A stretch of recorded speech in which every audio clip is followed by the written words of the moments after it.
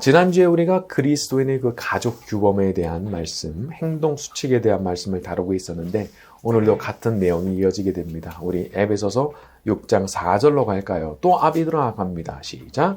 또 아비들아 양육하라. 자, 이번에는 아비들, 즉 부모들에게 주시는 권면이 나옵니다. 먼저 너희 자녀를 노엽게 하지 말고. 자, 이것은 사실 여러 가지로 다양하게 해석이 가능한 표현이지만 저는 이것이 어떤 억울한 상황과 관련이 깊지 않나 그렇게 생각을 해요. 이 자녀는 부모에 비하면 약자입니다. 약한 사람이고 약한 처지에 있죠.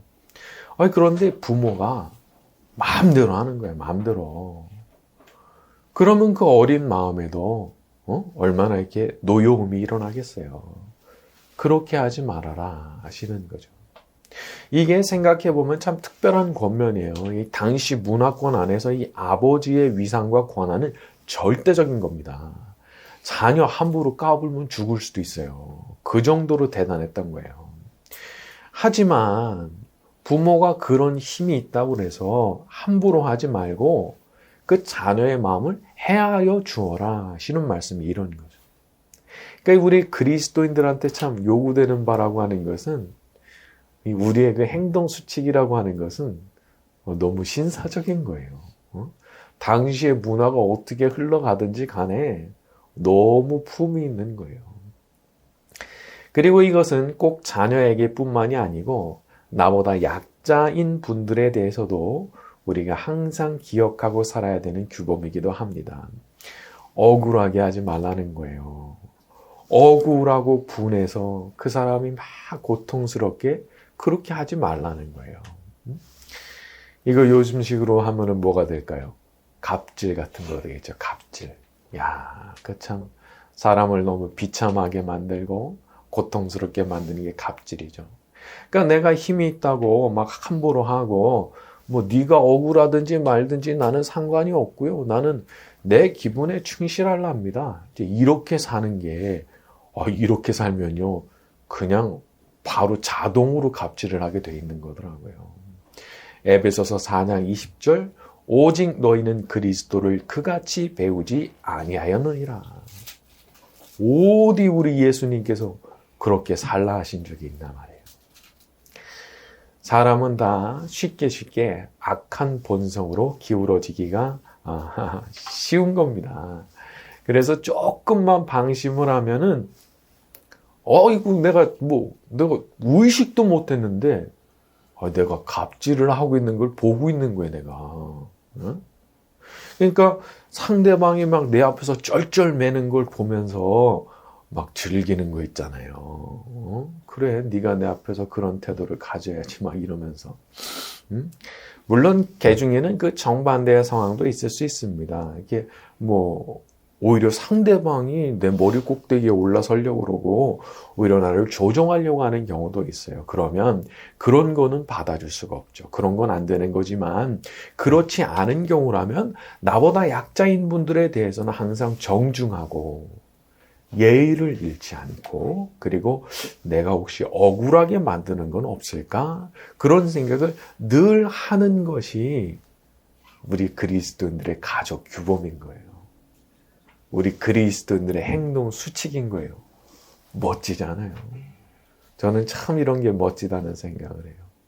야, 이런 그리스도인은 너무 매력적인데. 자, 그리고 주의 교훈과 훈계로 양육하라 말씀을 했죠. 자, 이것은 우리 주 예수님께서 가르치신 내용, 그리고 우리 예수님에 관하여 말할 수 있는 그런 내용을 가지고 가르쳐라 그런 뜻이에요. 그런데 이 부분을 가만히 들여다보면은 요 안에 어떤 숨어 있는 뜻이 있어요. 그게 뭐냐면 부모는 사실상 주님을 대리하는 사람이라는 거예요. 대리하는 사람. 그러니까 자기 교훈으로 양육하는 게 아니에요. 자기의 훈계로 양육하는 사람이 아니에요. 주님의 교훈, 주님의 훈계로 양육하는 사람이에요. 그러니까 보면은 자기가 갖고 있는 그 인생 철학 그런 게 너무 강한 분들이 있어요. 그래서 여기에 너무 강한 확신을 갖고 있기 때문에 이거를 막 강제로 주입하려고 하는 분들이 있죠. 그런데 이 부모가 된 사람들은 다 어떤 면에서 한 걸음 옆으로 물러나야 된다는 거예요. 하나님께서 그 아이를 직접 키워가시는데 내가 잠깐 맡아가지고 있는 거니까. 그리고 부모된 우리 자신도 결국은 주님의 뜻을 받드는 사람들 아니겠어요?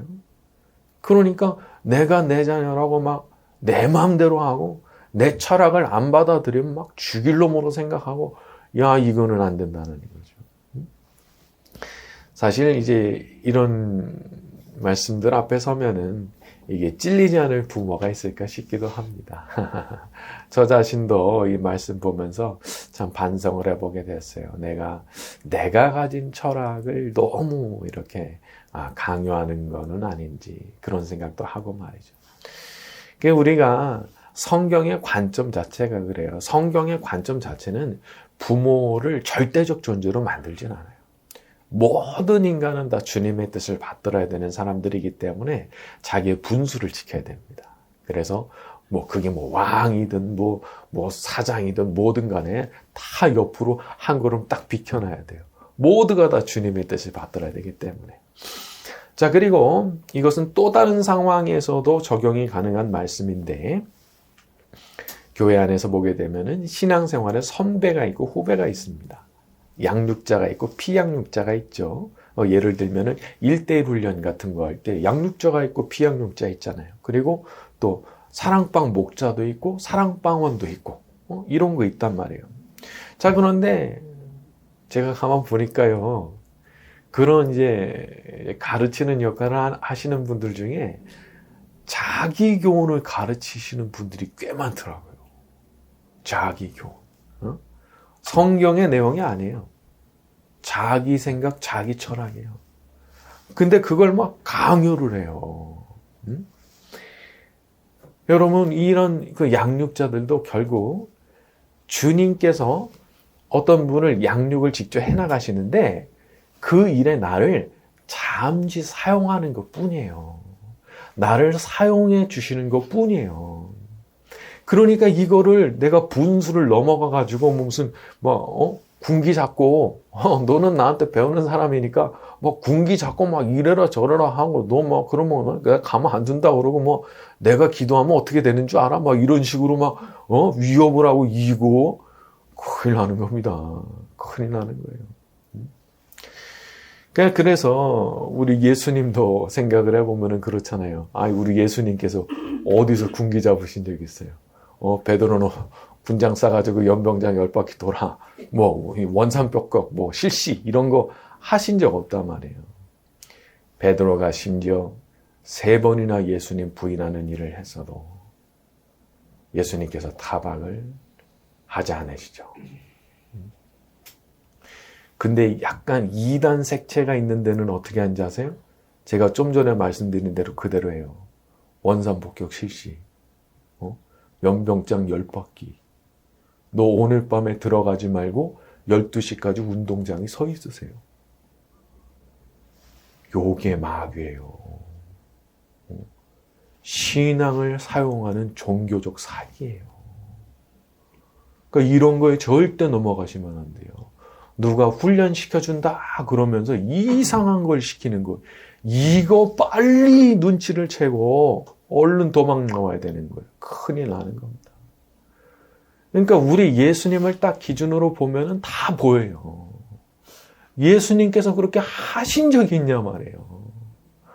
그러니까 그걸 보면 알 수가 있는 거예요.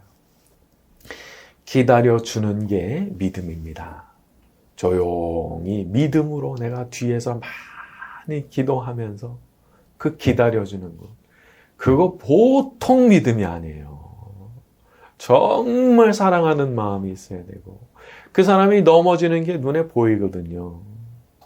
그래도 성질내지 말고 사람이 다 넘어질 수 있는 거 아니겠어요? 나는 안 넘어졌나? 나는 안 넘어졌나? 그러니까 기다려주는 거예요. 기도하면서. 자, 그리고 이렇게 우리가 겸손한 마음을 가져야 되는 이유 또 한 가지 좀 말씀을 드리면, 대가일수록 겸손하더라고요. 뭐 조금 아는 사람들이 내가 세상 모든 거 다 아는 것처럼 이렇게 말하는 거지, 진짜 대가는 자기의 한계부터 딱, 이거 뭐 선을 딱 긋고 가더라고요. 그래서 제가 뭐 저는 이제 전공이 신학이고 그러니까 뭐 신학이나 철학이나 이런 책들을 많이 읽었지만은 보면은 진짜 역사의 한 획을 그은 그런 분들은 자기의 한계를 먼저 딱 명확하게 인정하고 가요. 그러니까 내가 어떤 한계 안에 있는 게 분명하기 때문에 나 이상의 어떤 답변을 내놓을 수 있는 사람도 있다. 그렇게 얘기를 하고 하는데, 이거 뭐 별거 아닌 사람일수록 내가 뭐 다 맞고 오거스틴도 틀렸고 루터도 틀렸고 칼빈도 틀렸고, 야, 이런 말까지 하는 사람들이 있더라고요. 뭐 성경 번역은 뭐 이게 틀렸고 저게 틀렸고, 야, 이거 저는 그래서 그런 너무 그런 자신감을 보이는 분들을 좀 오히려 신뢰를 잘 안 합니다. 그래서 그 지켜보면 알아요. 잠깐은 인기 있을지 몰라도 1년, 2년, 3년 지켜보면 이 답이 나옵니다. 그래서 그런 거는 따라가면 안 되는 거예요. 그래서 우리가 가르치는 사람, 저 역시 마찬가지고 항상 겸손으로 허리를 동이고 살지 않으면 안 되는 거죠. 만약 우리가 누군가를 가르치게 된다면 자기 훈계, 자기 교훈으로 양육하는 것이 아니라 주님의 교훈, 주님의 훈계로 양육하는 겸손한 양육자들이 되기를 바랍니다. 자, 우리 5절부터 7절로 갑니다. 종들아, 시작. 종들아 두려워하지 말며 성실한 마음으로 눈가림만 하여 사람을 기쁘게 하는 자처럼 하지 말고 그리스도의 종들처럼 마음으로 하나님의 뜻을 행하고 기쁜 마음으로 섬기기를 주께 하듯 하고 사람에게 하듯 하지 말라. 이번에는 종들에게 주시는 규범이 나오죠. 종들, 이거 오늘날 우리식으로 하면은 하급자 혹은 조직의 구성원 되는 분들에게 주시는 말씀이라고 볼 수 있겠죠. 자, 중요한 포인트 하나, 6절에 눈가림만 하여 사람을 기쁘게 하는 자처럼 하지 말고. 이거 사실 유혹이 많이 되지요. 이게 사람의 생리라는 게 바뀌지 않은 거예요. 2000년 전이나 지금이 똑같았던 거예요.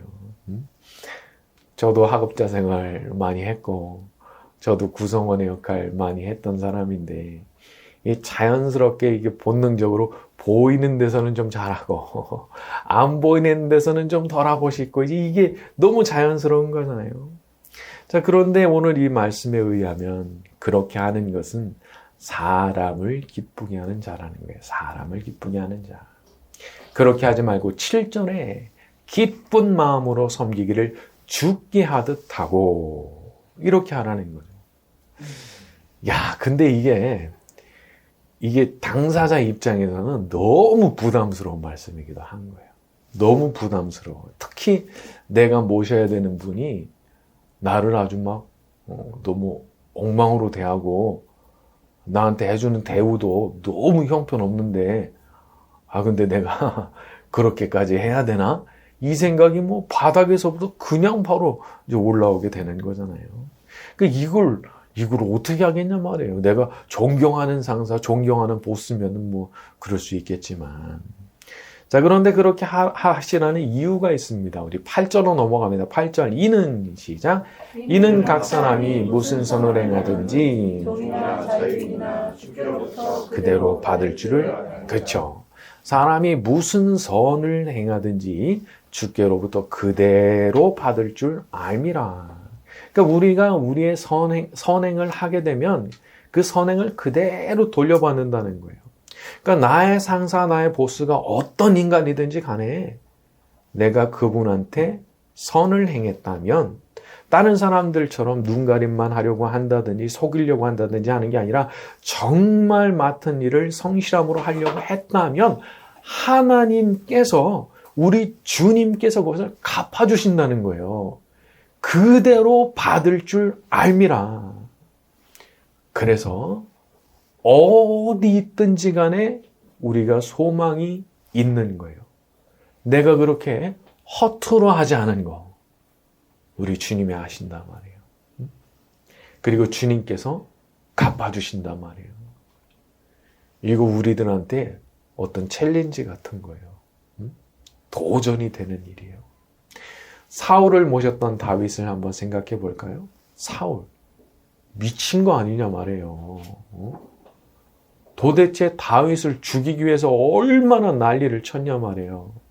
처음에 시작은 자기 손에 피 묻히기 싫으니까 부하들 싹 시켜가지고 다윗한테 말을 흘려라. 왕께서 딴 거 원하지 않고 블레셋 사람 포피 100개 원하시니까 그거 갖고 오면 사위 삼아 주신단다. 그렇게 말을 흘려라 그렇게 해요. 맞아 죽게 하려고. 그 100명 그 포피 가져오는 동안에 맞아 죽을 거다 생각하고 그런 식으로 머리를 쓰고 뒤로 가게 되면은 실제로 창을 2번을 던져버립니다. 여러분 상상해보세요. 지금 이렇게 앉아있는데 누가 나한테 저 태블릿 같은 걸 던졌다고 생각해보세요. 이걸 용서가 가능하겠어요? 그걸 2번을 해요. 그리고 나중에 다윗이 살려주잖아요. 그때도 돌이키는 척 하더니 또 죽이러 다니죠. 인간이냐 말이에요. 인간이냐 말이에요. 자, 그런데도 다윗이 하는 걸 보면은 대단한 거예요. 끝까지 자기를 제어하고 마음 딱 지켜요. 나는 하나님 언짢아 하실 일 안 한다. 하나님께서 싫어하실 일은 나 안 한다. 그걸 언제까지 해요? 10년이 넘도록 해요. 10년이 넘도록. 도망자로 10년이 넘게 다녀보세요. 이가 갈리지 않겠어요. 근데 그걸 해냅니다. 참 대단해요. 그래서 다윗이 이스라엘 역사에서 비교할 사람 자체가 없는 그런 불세출의 왕이 된 거예요. 하나님께서 어느 날 갚아주시죠. 10년 세월이 지난 어느 날 갑자기 하나님께서 그 모든 걸 하루아침에 정리하신다. 그러니까 하나님께서 그 모습을 잊고 계신 게 아닌 거예요. 장부에 다 기록해 놓고 계신 거예요. 그래서 우리가 이거 희망이 있는 거예요. 다 기록되고 있으니까 내가 허투루 한 거 아닌 거 주님 다 기록하고 계시니까 내가 어떤 마음으로 일했는지 내가 어떤 마음으로 참았는지 하나님께서 알고 계시니까 우리 하나님께서 반드시 복을 내려주실 줄로 믿습니다. 자, 우리 9절로 갑니다. 상전들아, 시작. 상전들아, 너희도 그들에게 이와 같이 하고 위협을 그치라. 이는 그들과 너희의 상전이 하늘에 계시고 그에게는 알미라. 자, 이번엔 상전들에게 주시는 말씀 나오죠. 대뜸 나오는 말씀이 위협을 그치라. 위협. 이 당시의 상전, 무섭죠. 노예는 이건 물건이니까. 근데 그런 사람으로서 제일 하기 쉬운 게 위협이야, 위협. 말 안 들어? 너네가 죽여. 말 들을 수밖에 없고. 위협으로 상대가 내 말을 듣게 하도록 만들고 싶은 건 아주 유혹적인 겁니다. 쉽거든요. 설득이 필요 없잖아요. 힘으로 그냥 밀어붙이면 그냥 하게 돼 있잖아요. 그러니까 이게 윗사람으로서는 굉장한 유혹이 되는 거예요. 쉬워. 설득을 할 필요가 없어요. 힘으로 밀어붙이면 되니까. 근데 우리는 그러면 안 된다는 거잖아요. 함부로 위협하면서 문제를 해결하려고 하면 안 된다. 그렇게 하면 안 되는 이유, 너도 하늘에 너희 상전이 계시기 때문이고 그분은 외모로 사람을 취하지 않으신다. 무슨 말이에요? 그분은 그 사람이 상전이고 종이고 그런 거 보시는 분 아니라는 거예요. 그 사람이 이등병이든 사성 장군이든 상관없다는 거예요. 어떤 인간이냐. 우리가 의의 열매 그 유명한 말씀 있죠. 착하고 진실하고 의로운 인간이냐 아니냐. 이등병인데 너무 착하고 진실하고 의로워요. 훌륭한 거예요. 우리 하나님은 그걸로 그 사람을 평가하시고 상 주십니다. 사성 장군인데 아주 못됐고 막 거짓말 잘하고 아주 불의한 짓을 그냥 밥 먹듯이 저지르고, 이거 하나님께서 가만 안 두시는 거예요. 그래서 종이든 상전이든 내가 어느 위치에 있든 사회 안에서 하나님께서 나를 평가하실 텐데 라는 생각을 하면 뭐 함부로 막 위협을 한다든지 이런 거는 안 되는 거죠. 제가 리더십에 대한 강의도 이제 많이 들어보고 그랬지만은, 근데 이런 게 진짜 리더십이 아닐까 싶어요. 이렇게 하는 사람은 얼마나 멋있냔 말이에요. 그 마음을 얻을 수밖에 없잖아요. 그래서 우리가 그리스도인 됨이라고 하는 것을 잘 기억하고 살면 참 사람들한테도 또 좋은 평판도 얻고, 또 사람들이 이렇게 기독교에 대해서도 더 호의적인 생각을 가지게 되지 않을까, 그런 생각도 하게 됩니다. 힘을 사용하는 거, 위협을 사용하는 거는 최대한 이제 절제를 해야 되는 거죠. 물론 힘이 아니면 말 안 듣는 사람도 있어요. 그 실제로 있습니다. 근데 그거는 어쩔 수 없는 상황이고, 그렇지 않다면 최대한 어떤 위협을 사용하는 것은 마지막 수단으로 남겨둬야 되는 것이고, 오히려 마음속에 이제 우리가 어떤 목표를 갖는다면 이런 거 될 수 있을 것 같아요. 내가 만났던 어른 중에, 혹은 내가 만났던 상사 중에, 내가 만났던 사장님 중에 제일 좋은 분이셨어. 이런 거. 내가 그분 만난 게 내 일생의 축복이다. 그런 말을 하게 할 수 있게 해주는 거. 야, 참 멋지지 않아요? 이런 일을 통해서 우리 주님께서 영광을 받으시는 줄로 믿습니다. 자, 오늘 말씀 여기까지 하고 찬양 같이 합니다. 오늘 이곳에 계신 성령님, 내가 주인 삼은 모든 것 내려놓고 내 주 대신 주 앞에 나가, 내가 사랑했던 모든 것 내려놓고 주님만 사랑해. 내가 주인 삼은, 내가 주인 삼은 모든 것 내려놓고 내 주 대신 주 앞에 나가, 내가 사랑했던 모든 것 내려놓고 주님만 사랑해. 주 사랑 거친 풍랑에도 깊은 바다처럼 나를 잠잠케 해. 주 사랑 내 영혼의 반석, 그 사랑 위에 서. 주 사랑 거친 풍랑에도 깊은 바다처럼 나를 잠잠케 해. 주 사랑 내 영혼의 반석, 그 사랑 위에 서. 그 사랑 위에 서리. 그 사랑 위에 서리. 그 사랑 위에 서리.